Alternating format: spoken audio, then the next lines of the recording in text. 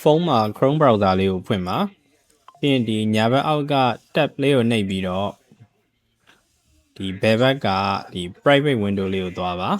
ပြီးအပေါင်း cloud လေးကိုထပ်နှိပ်ပေးပါဒီအပေါ်က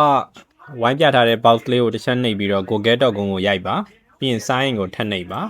ပြီးရင်ဒီကိုယ့်ရဲ့ YouTube Premium သုံးတဲ့ Gmail လေးကို address ဖြည့်ပါ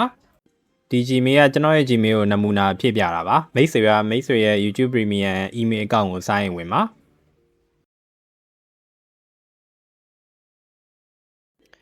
ကို Gmail account ရဲ့ password ဖြည့်ပါဖြည့်ပြီးရင် next နှိပ်ပါဒါဆို account ဝင်တာလေးအောင်မြင်သွားပါပြီဒီမြားထိုးပြထားတဲ့ menu လေးကိုနှိပ်ပါပြီးရင်ဒီ Gmail ဆိုတဲ့ application လေးကိုနှိပ်ပါဒီကိုယ့်ရဲ့ Gmail ထဲဝင်ထားတဲ့ email တွေထဲမှာဒီ YouTube နဲ့ပတ်သက်ပြီးတော့ဒီလိုပုံစံ email လေးဝင်ထားတာလေးကိုနှိပ်ဖွင့်ပါဒီလို mail လေးတွေ့ရင် contact us ဆိုတာလေးကိုနှိပ်ပါယခုဖော်ပြတဲ့ video တွေကအတိုင်း information လေးတွေကိုရွေးပေးပါပြီးရင် submit ကိုနှိပ်ပါ I agree ကိုအမှန်ချစ်ခဲ့ပါဒီလိုလေးပေါ်ရင်ရပါပြီနောက်ထပ်2ရက်စောင့်ပြီးဒါမျိုး email လေးဝင်ရင်အဆင်ပြေပါပြီ